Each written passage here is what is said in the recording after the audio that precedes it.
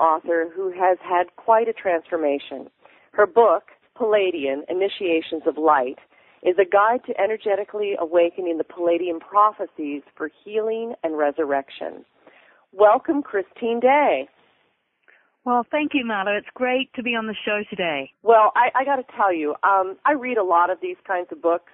You know, we're so fortunate in Unknown Country to meet authors, and I think your book is wonderful. It's well written. You have CDs included here, and I just found it so powerful because of the transformation that you personally were guided through to write this book. So please, let's start at the beginning. You're from Australia, is that correct? Yes, yes, that's my home country, of course, but here is home for me now in the United States. Good. So tell us a little bit about how you started this process. It was from an illness, is that correct? Yes, you know, my story goes back to really my childhood where I was with, my parents gave me to a satanic cult when I was 2, and I was really broken down in that time. It's like every part of me really was broken down and my spirit was broken down. And so I carried that energy, that despair and the trauma from that into my adult life. And at the age of 31, I had systemic lupus and was given just a short time to live. Wow. Well, that's really a powerful way to start out by saying that my parents gave me to a satanic cult. And through your book, that wasn't something that was known as a young adult. I mean, you came upon this information later in life. Is that correct? Yes. I had blocked the memory of it, which I think I needed to do that in order to really survive my experiences. And it wasn't till later that I had the full memory come back and had to start dealing with some of the incredible trauma involved in that process. Well, you came down with lupus, you said, and you had only how long to live? Well, the doctors, you know, at that time was advanced systemic lupus. The doctors had given me around about 8 weeks to live. I was in the hospital, and when they gave me that diagnosis, it was almost like I was relieved and realized that I actually wanted to die. And with that realization, it was like, this is where I think I started to get the beginning of my awakening, because I had an original thought, and I didn't have any original thoughts in those days. And I got this inspired thought that I had created something to kill myself. Actually, I knew that's what I had done. And then with that inspired thought, I moved to the next moment where another inspired thought came, that if I could create something to kill myself, I could create my own healing. That's powerful, Christine. That's really very powerful. Yeah. And Marla, at that time, it was exciting because I had lost all sense of myself and didn't realize or believe I could create anything. So it was an exciting understanding and realization, and yet I don't know where that came from. At that time I didn't. I do understand now, much more completely, of course. And then you started to meditate, and you had this amazing energy experience? Is that what happened? Yeah, I knew that if I was going to live, I knew I needed to leave hospital, leave the doctors behind. And I went home really knowing I had to change my life, but not understanding how I could do that because I was not connected into any healing modality, any religion, any spiritual movement. And so I decided I would just sit and meditate, which to me was just sitting because I didn't know about meditation really. But, you know, the real understanding, Marla, happened was when I took my power back in the hospital, when I brought back to myself that I could heal myself. That was the true beginning of my healing. And, of course, I didn't understand that either, but looking back in retrospect, I know that's true. And so that you know, when I was meditating one day, and it was about 6 months after that I received this incredible light, this love, this light, this pure energy, this healing energy through my body. And in about 2 to 3 seconds, I had this spiritual awakening and an understanding of this work, this healing work, as though I had learned it all my life. Just right then and there, you knew it instantly. Exactly. It was as though I had studied it and I had almost like it was through every part of my being. And you started to use this, and you started to use this on your son. You were working on your son, right? That's correct. My 4-year-old son had many health issues and was very ill. And so I decided to put my hands on his body. And as I did that, it was as though I could feel the healing coming through me into him, but it was as though I was being held and loved for the first time in my life. Oh, how amazing. So what transpired after that? Well, my son's health, within hours there were changes in my son, and my son's health turned around. I worked with him every day for 2 years, and we both had our own healing process in that time. And during that time, my relationship with Spirit, because I thought this energy must be from Spirit, from God, it was just pure love. I trusted that, and I just became more and more connected to Spirit, to God. I received guidance, and I committed to doing everything the guidance showed me, because it was taking me from death back into life. And so I was committed to that. Your book talks about leaving your marriage behind and then leaving Australia and coming to America. Yes, exactly. I was so happy in my life. My husband and I parted ways. I changed, and I was not the woman he had married. Mm-hmm. So our marriage crumbled, but I had my 3 children, and I was so happy. I was living by myself with them, doing this work with people, and I'd never been happier in my life. And just out of the blue, I got this instruction, the next directive, that I had to leave my children, leave Australia, and come here to the United States. And this is where the work was to be anchored. And I was to do it within 1 month. No. So it was a very challenging experience. And how old were your children at the time? Well, my daughter was nearly 18, my son was 16, and my youngest was 8. So he was just very young. And I had to send my children to go and be with their fathers. And I came here to this country not knowing anybody, not understanding what I was to do, but knowing it was my next step and that it was what I had committed to do. And so that's what I did. And where did you go? Well, I was told to book my ticket to San Francisco. A few days before I was leaving, I saw there was a course being held in Northern California, and so I rang the number and said and it was 2 days after I was to arrive in the United States. So I just booked into that course, thinking at least I'll have somewhere to go. And the woman said, "Look, I'll pick you up at the airport. The course is in Mount Shasta," and I was thinking it must be a suburb of San Francisco. But of course, it was anything but that. And so she picked me up from the airport. Yeah, she picked me up from the airport, and I went straight up into Mount Shasta, which I found out later. I mean, it's such a powerful vortex there, so incredible, the energy. And it's really a site where the Pleiadian ships come in to the mountain. And again, right at that point, I still wasn't aware of the Pleiadian connection, my Pleiadian connection. Right. I was still... and I believe it was held for me because they were waiting for me to get very strong in myself and a strong core before my mission was fully revealed to me. Well, it's pretty amazing that this happened so quickly and that you were really catapulted right to Mount Shasta. And did you have any information or inkling or knowledge about the Pleiadians before you got there? No, I didn't. And actually, I didn't believe in aliens and spaceships. I was very anti that. So, and even when I got to Mount Shasta, I wasn't aware of it. It was about 12 months after being in Mount Shasta that I was walking one day out in nature, and this huge ship came. And my Pleiadian... Oh, please, Christine, details. What did it look like? Well, it was like this seamless, silver, almost elliptical type shaped vessel. It's silent, so silent. It was like no sound, and just gliding in the most. I just turned the corner in nature, and there it was in front of me. Well, how big was it? Was it just right overhead? Was it huge? Was it far away? it was very huge, and it was right close. It was actually just hovering above the ground in this open meadow. And, oh my God. All I can remember are these Pleiadian beings coming out of the ship and standing and reminding me of my pre-agreement with them.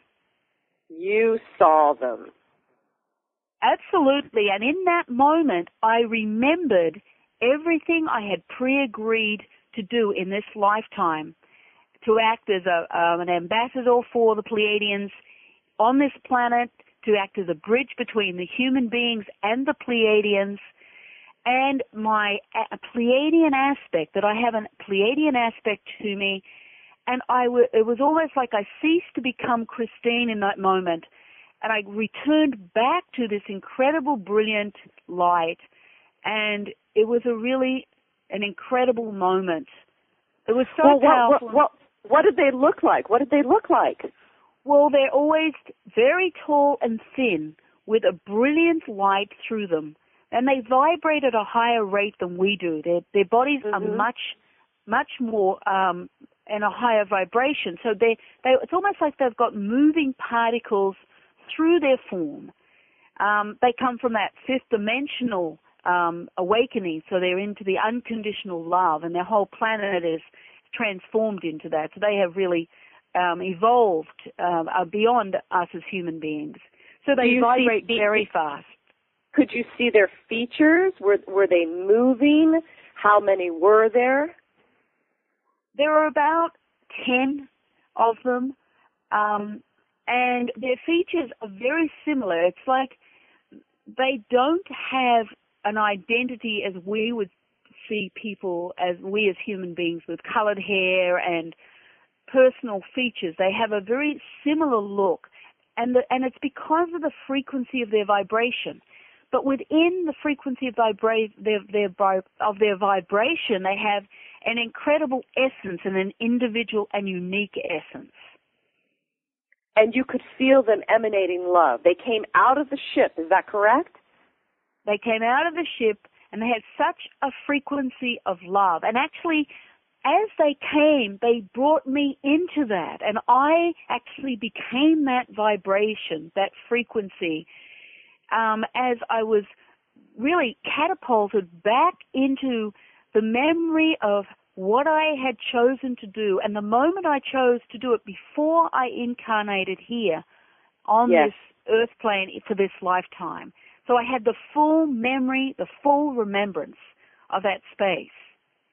How amazing. Let's take a break, Christine. We'll be right back. You're listening to Whitley Strieber's Dreamland Online with guest host Marla Fries. Christine, did they come out of the ship and say, hey, we're the Pleiadians? They work with thought transference, so they were as silent as the ship itself. But their encompassing, loving frequency is so amazing. It's so, all-encompassing. How much time did you spend with them that day? Well, it was interesting because I figured it was about 3 or 4 hours, but I found myself, I don't even remember getting home that day, and I was 2 miles from the house.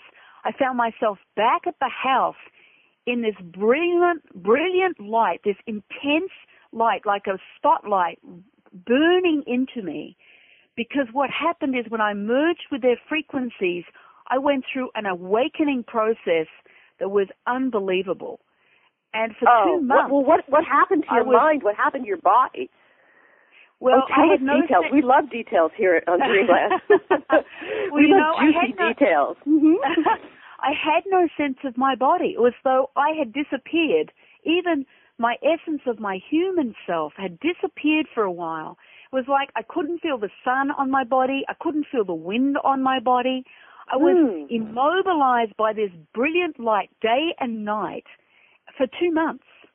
For 2 months, I was really rendered helpless and could barely function, and I was really in a very deep despairing place, believe it or not.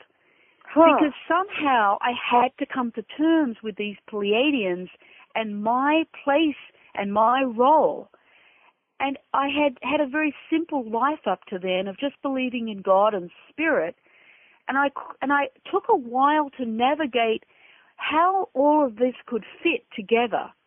It was though I didn't know how to bring it together. And then one day, just before my 2-month intense integration period, Jesus came to me and he spoke and he said, the Pleiadians are part of the oneness and we are part of the oneness. We are all part of the God self. You are part of the oneness. There is no separation here. We work together. And then it was like there was this consolidation that happened within me. And then within days, I was back to being myself, except I was holding an incredibly high frequcy of light.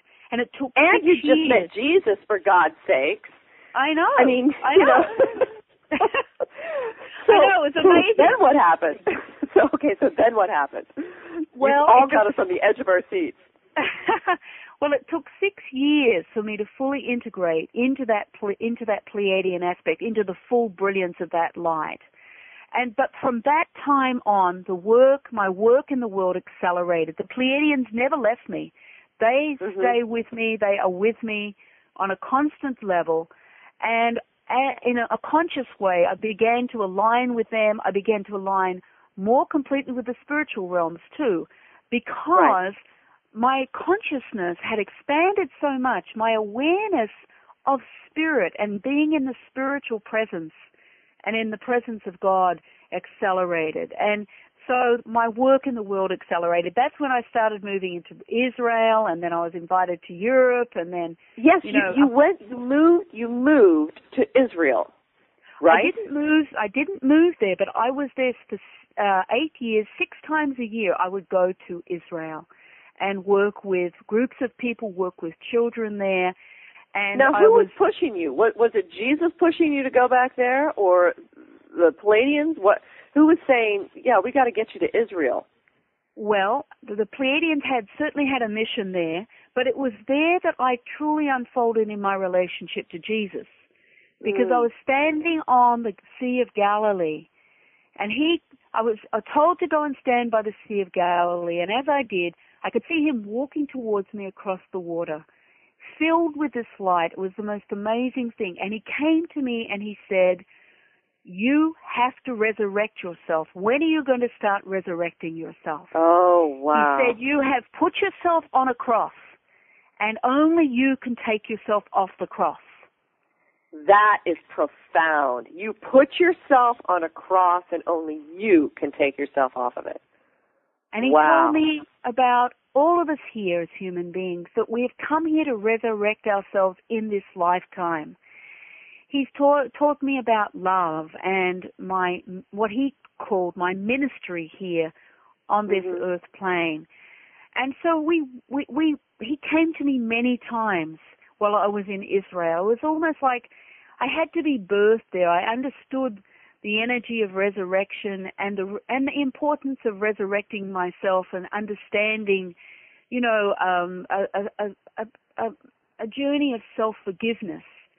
Yes. And yet, at that point, I still hadn't remembered my past, you see. But you see, I couldn't deal with my past without the past of being the satanic cult, correct? That part? Exactly, yes. Because I could never have resurrected myself without a strong core. And I needed that teaching from him, needed that teaching from him, to build a core in myself to be able to cope with what I had to face with my memories.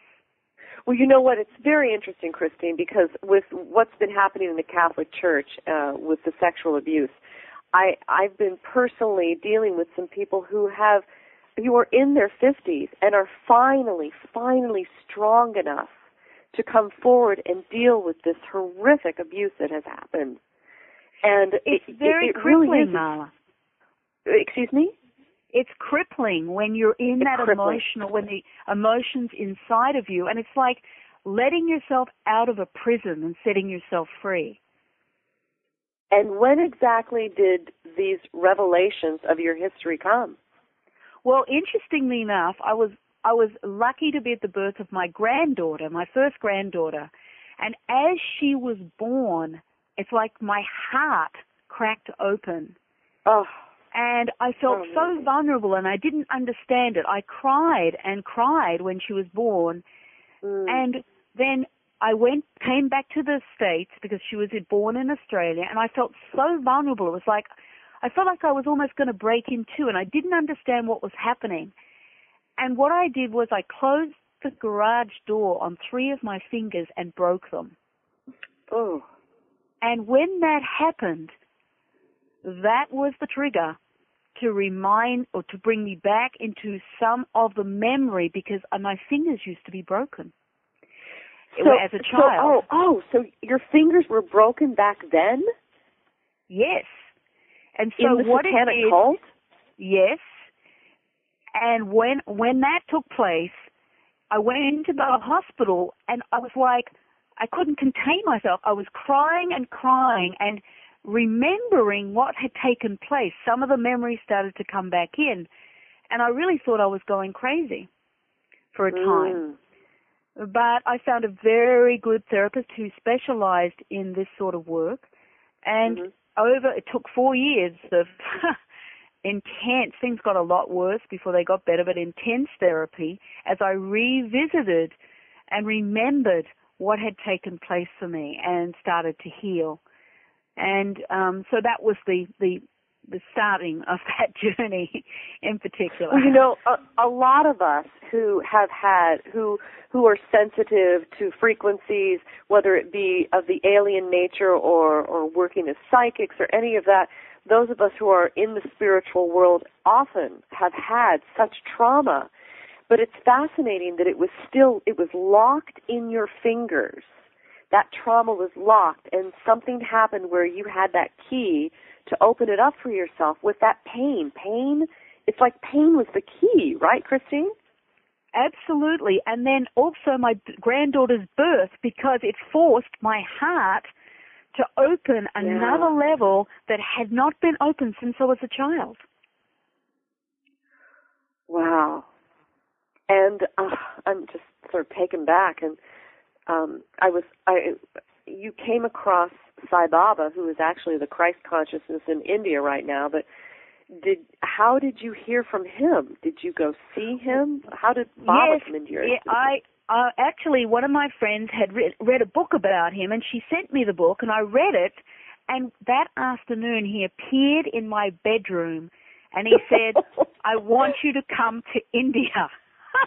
And I just looked at him, and I said, that's impossible. And he said, the way will be made clear, and he just disappeared. And did he have on his orange robe? Of course he did. And you know, and there was no way I could financially go. I mean, if I had money, it would have gone to I was kind of poor in those days, and I knew if I had any money, it would not be for me to go to India. But my best friend's my girlfriend's dad, who treated me like a daughter, he came into some winnings, and he said, I want to give you $4,000 to do something just for yourself. Oh, my God. I know. So you went to India. And it was the hottest time of the year. And at those days, you know, there was just dirt everywhere. They didn't have any nice marble to sit on. Right. And you sat out in the burning sun. And I was there for a month, and I hated every minute of it. I got angrier and angrier and angrier. Yeah, I've heard of stories like this. Oh, yeah. And then when I left, he said to me, you will return. And I said, never. And it was 12 years later that I went back, a very changed person, a very transformed person. Oh, my God, and, that's just amazing. Yeah, and it was amazing. I've been there 5 times. And Sai Baba is part of my teachers. He's a great friend, and he's taught me a lot about humor, and he is in the work that I'm doing and supportive of the work I'm doing in the world. So he's been a great gift to me on this journey. Well, I can certainly appreciate that. He did not show up like that, but he was talking to me, and I thought he was because I talk to dead people, I thought he was a gay designer, a dead gay designer, because he said, no, you must go to Macy's and buy brightly colored tops because you wear too much black. He's yes, great, he does have quite a sense of humor. All right, so let's get into working with the Pleiadians. We're going to take a break, and we'll be right back.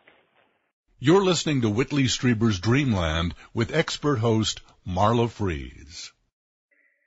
Well, Christine, you certainly have had, it's an amazing story, and your heart, cracking open your heart, that's part of the deal here, isn't it? It really is. You know, the Pleiadians' message, the biggest message they have for all of us as human beings on this planet is, that we're perfectly imperfect and that we need to move back towards ourselves and hold ourselves with such love and compassion for our journeys here and really hold ourselves in a self-forgiveness. And what they say is the biggest illusion here on this earth plane is that we believe we have to be perfect to awaken to our spiritual natures, to have our self-realization process, and that's a lie. The fact is we have to hold ourselves and forgive ourselves within our humanness. And in that, then we can begin to align with our spiritual natures, because that's what we're supposed to do in this lifetime. So I love the messages they bring. Well, in having perfection within imperfection, we are constantly being deluged with ideas and body ideas, and between the news and what we see on the television set and our magazines, we are all kind of screwed up about. Well, I'm not speaking for everyone, but some of us are pretty screwed up into thinking how perfect we do have to be in order to step in to experience something so amazing. Exactly, and it's even taught from childhood to try and be perfect to be loved. And the fact is, we are going to make mistakes. You have to expect yourself to make mistakes, because that's what we've come here to do, is to learn through our mistakes. But we were always meant to learn from our mistakes and then let them go. But instead, we've had this self-condemnation, the guilt, the shame, what I should have done this, if only I'd said that. And instead of just really smiling at ourselves and holding ourselves with that patience and love and allowing ourselves to have the mistakes for that learning process and honor them in the most profound way. Well, in your book, you say the pain that comes from being so separate and lost is sometimes so intolerable. And that separation is the lack of connection to yourself. So this is what they've been teaching. It's a lack of connection to yourself and to the child inside yourself also, because we need to come back into a wholeness of acceptance of ourselves, and that includes that small child inside ourselves that is vulnerable. There's vulnerability when you're open. It is vulnerability when you come into your heart. But there's a strength in vulnerability, and we're not taught that. We're taught that that's a weakness and that we leave ourselves open for pain, but it's not true. The fact is, within the vulnerability, we start to open to the love that is present for us here, that is always here for us in the connection to God and to Spirit. So it's a few twists, We've got a bit of unraveling to do here. Well, and so many of our listeners are familiar with the crop circles and a lot of other alien connection that is that has been diagrammed or geometric forms, and you say in your book, in a whole chapter 3, formation work. So yes, please explain that. Well, the Pleiadians work with the sacred geometrical forms. When you're in a geometrical form, it allows you to move out of the illusion of the third dimension. That's really the struggle and the tiredness and the lack and the fear, And it's through the fourth, fifth dimensional energies that are set up within the dimensional sacred geometrical forms that you can align back to an aspect of yourself. And it's through the fourth, fifth dimensional energy that Spirit and the Pleiadians can come in and assist you in that. So you begin to realign to an understanding and a direct experience of an essence of yourself. It's like you birthing yourself. You're birthing your light. The Pleiadians' role and the spiritual realm's role is to just hold a space for you to come in and birth yourself. That's the whole role. We're all meant to come back to meet ourselves, and no one else can do that. And taking a course in geometry is not going to do it for me, is it? Well, not really, because it gets you up in your head. And you know what? When you enter that sacred geometrical form, you have to be down into your body, away from your mind. And as you sit in that form, the Pleiadians and the spiritual energies come in and assist you to align to the energies that are present for you to birth back and realign and to remember who you are. And then that gets anchored through the cells. You teach this in your book. You teach how to do this. And, you know, your book is very straightforward, very concise, very clear. You have some illustrations of this. And you also have these wonderful CDs that are attached to the book themselves. And you have there's a sound and a language. What is the language that you are speaking on these CDs? Okay, the language. Pleiadians use thought transference, but they have brought forward a language that holds a frequency that assists the person who's receiving the language to be able to open to the soul essence of themselves and begin to align with that aspect of themselves, that light. So the language allows the opening. It brings a dimensional energy in for you to align to that light of yourself. Well, and I can speak from experience of listening to your first CD last night. My heart was hurting. It was really interesting. Yeah. And what you'll find, that heart hurts where there's a block, where there's something ready to leave. So you just bring your consciousness into your heart and be willing to feel the pain and take a breath. And then it can leave the body. Because those blocks in the heart, that pain is from something you weren't able to feel at some point, and so it locked into your heart. Right. And as you have expressed, you know, going through the pain is really the process of clearing it. Exactly, and you don't have to stay in the pain long. Your willingness to bring your consciousness to it and meet that pain is enough for it to leave very quickly. And then the block is gone, and you can align and open and be free of that pain, and you can start feeling more. And feeling is about being alive. That's what we're supposed to do here as human beings, is to feel. Mm-hmm. And so when you block that... Oh, sorry. No, go ahead. When you block? When you block that pain, you also block the joy. So you hold the pain in, and you take a lot of energy to hold that pain in, and you also stops you from really feeling the joy in life. Well, that's a really incredible thing right there. There are so many of us who are running around with so much pain, and just on the other side of that is joy. Exactly. So it's a healing process, but what I love about it is the Pleiadians have committed to working with anybody who reads the book, who calls them forward. They really honor the free will process. But if you want them there, they will work with you through the book. And these are some of the resurrection processes that the Pleiadians gave me years ago to bring me into my self-realization process of where I am now. So they are beautiful processes. And what it is, I think the Pleiadians understand the human being and what we need to be able to start self-resurrecting ourselves. Are they giving you information? Are they downloading information? I mean, this book is pretty extraordinary in how to do these things, but you're teaching, correct? Tell us what you're doing, not just with the book, but tell us what you're doing in your day-to-day life and your seminars. Explain that. Well, I teach 14 levels of the Frequencies of Brilliance work, and I'm continually being downloaded with new work and new information. But the most exciting thing is, they're opening up a 3-day seminar for the general public with their crystal vortexes. And that is unbelievable. Usually those crystal vortexes are just for my students. And it tells me that the general public is ready to awaken into the dimensional spaces that they create.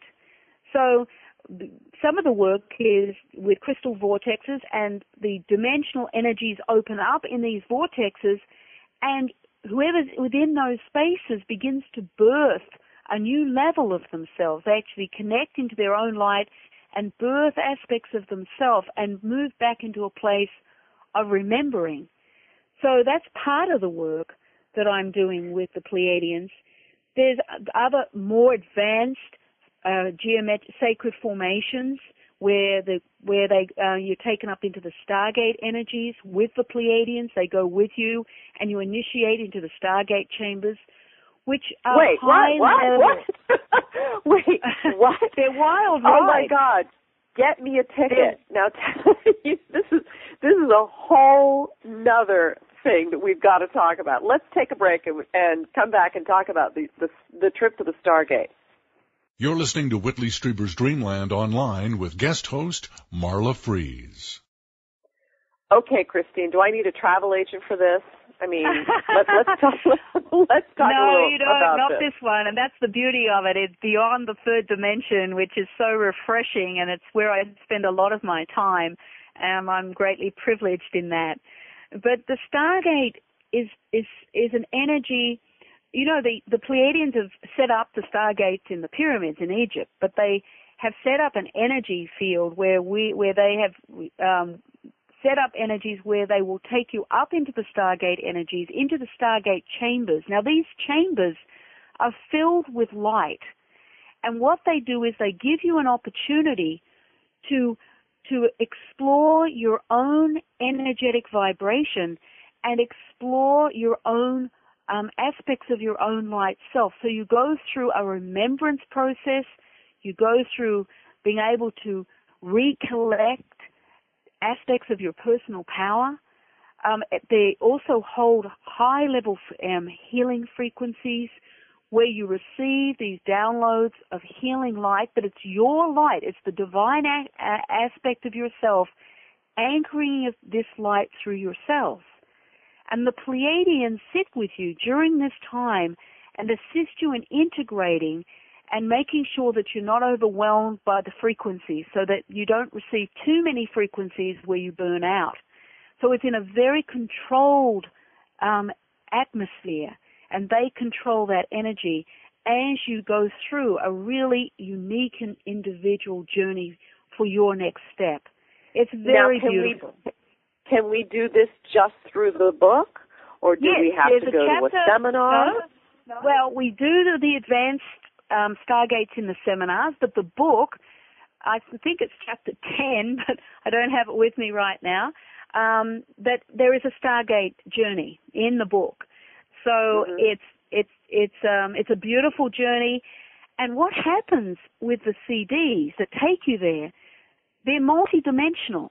Now, when I say that, what I mean is the Pleiadians have channeled this energy through me, but they've channeled it in so many levels that you'll take one journey with the CD, and then the next time you go to listen to it, it will be like a different journey because you'll be different.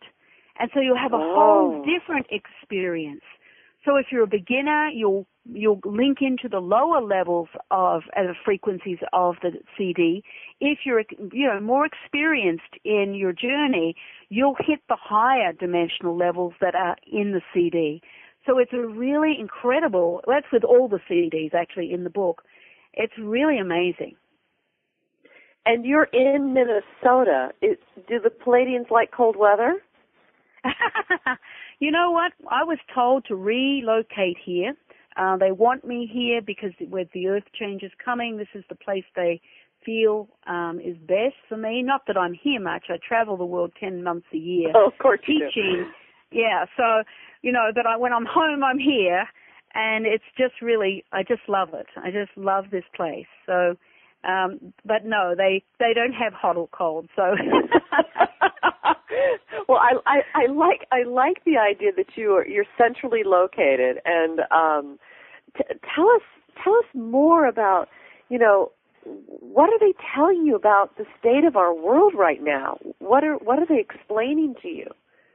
Well, it's very simple. They're saying the state of the world is exactly as it was always going to be at this time. It's part of the changes that are coming.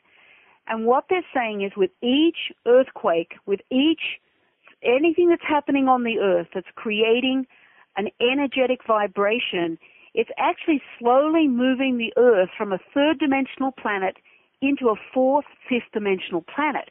It's actually shifting us energetically as it shifts. Mm-hmm. So it means that we're going to go through some upheaval. We're certainly going to go through a birth, a big birth, the earth and us together, and that we need to be aware and conscious whenever there's an earthquake that we breathe and allow ourselves to consciously move ourselves into the new vibration that's been activated. And it doesn't matter where you are on the earth plane. If there is an earthquake anywhere on the earth, it's going to affect your emotional energy, your physical energy, and your energetic field around you. So their biggest message right now is pay attention and meet this energy change consciously, and it will help for a much smoother transition. So they're here. I'm sorry. No, go ahead. Keep going. They're here to anchor the grid lines. So they're very busy anchoring a lot of grid lines on the earth to create a certain stability.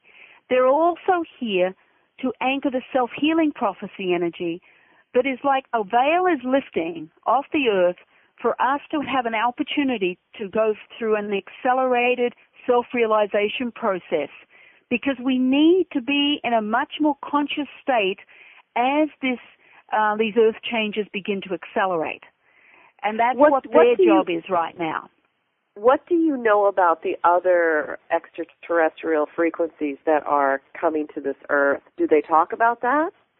Well, I'm aware of them. They actually work besides them. There are many energies coming in at this time because there's a lot of people involved. See it as this.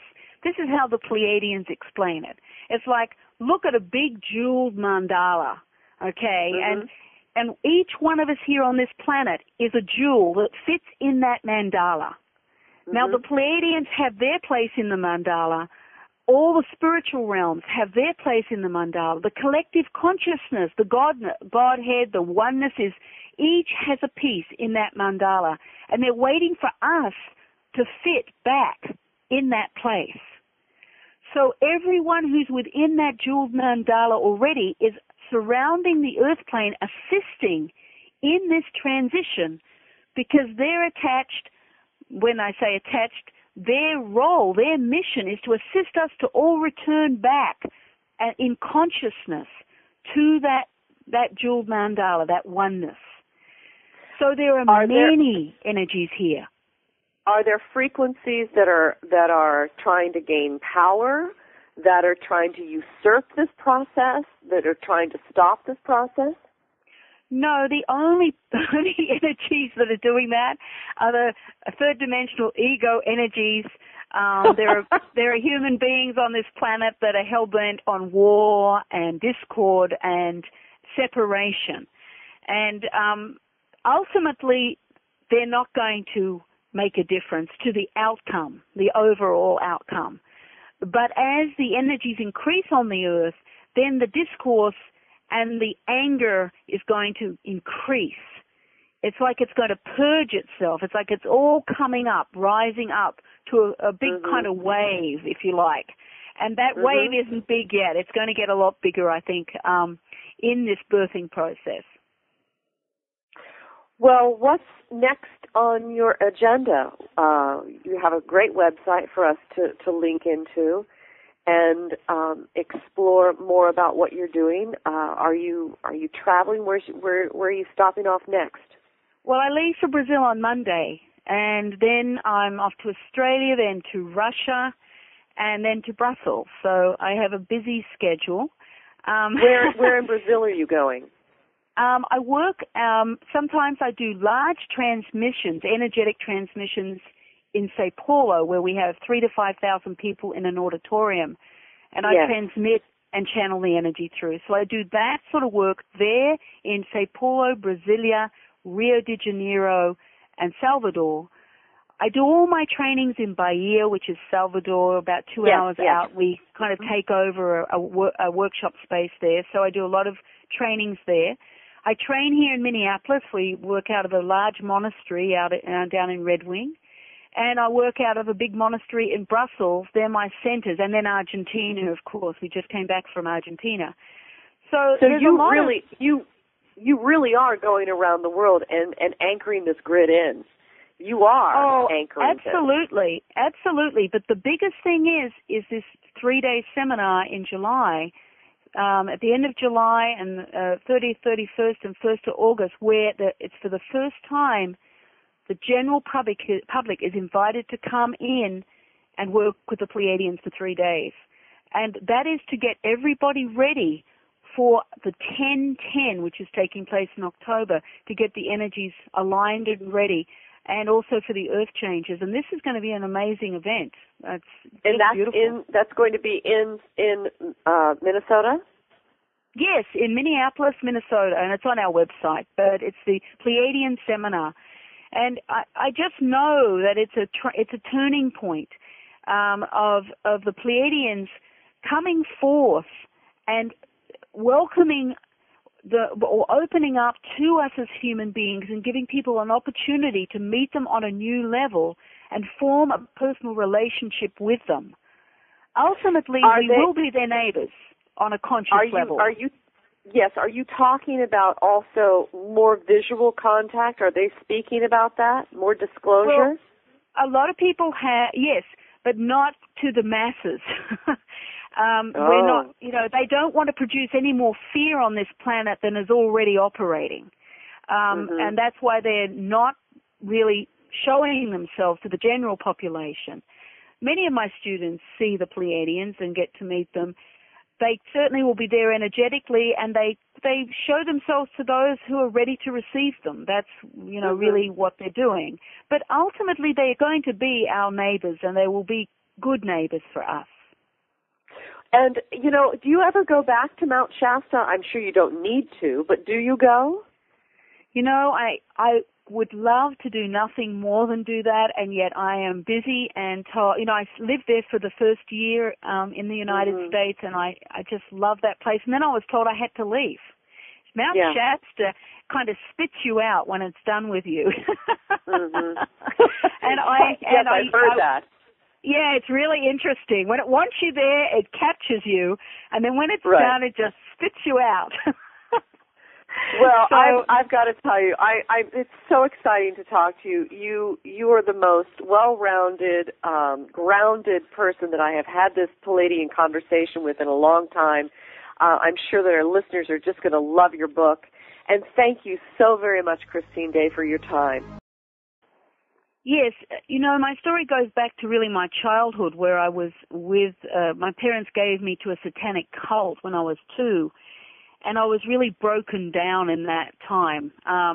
It's like every part of me really was broken down, and my spirit was broken down. And so I carried that energy, that despair and the trauma from that into my adult life. And at the age of 31, I had systemic lupus and was given just a short time to live. Wow. Well, that's really a powerful way to start out, by saying that my parents gave me to a satanic cult. And through your book, that wasn't something that was known as a young adult. I mean, you came upon this information later in life. Is that correct? Yes, I had blocked the memory of it, which I think I needed to do that in order to really survive my experiences. And it wasn't till later that I had the full memory come back and had to start dealing with some of the incredible trauma involved in that process. Well, you had lost all sense of myself and didn't realize or believe I could create anything. So it was an exciting understanding and realization, and yet I don't know where that came from. At that time I didn't. I do understand now, much more completely, of course.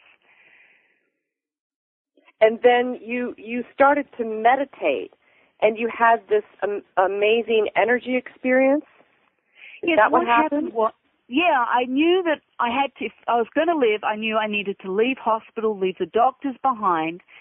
And I went home really knowing I had to change my life, but not understanding how I could do that because I was not connected into any healing modality, any religion, any spiritual movement.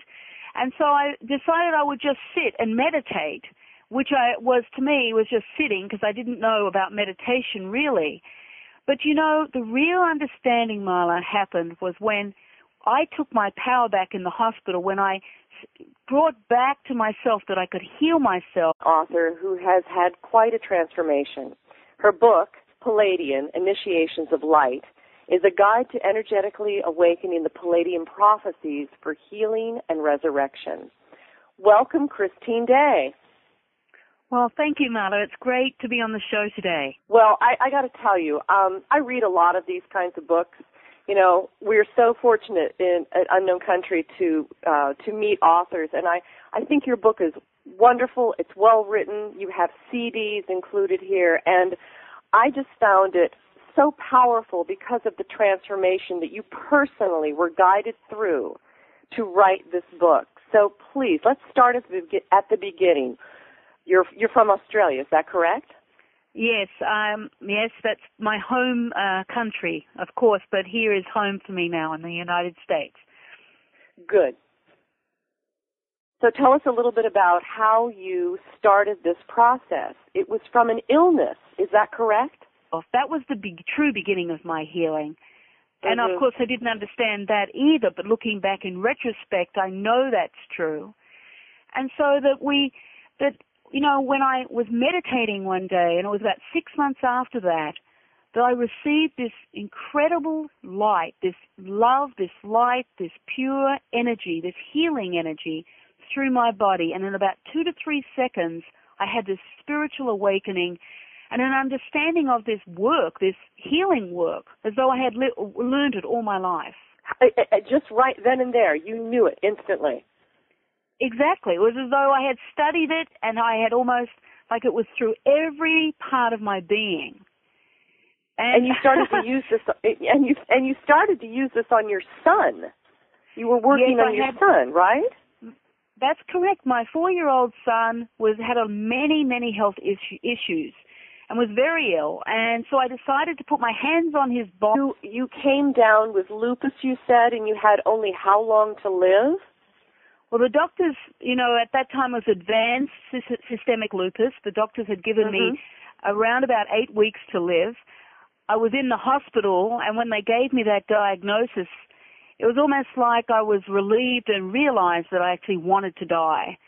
And with that realization, it was like, this is where I think I started to get the beginning of my awakening, because I had an original thought, and I didn't have any original thoughts in those days.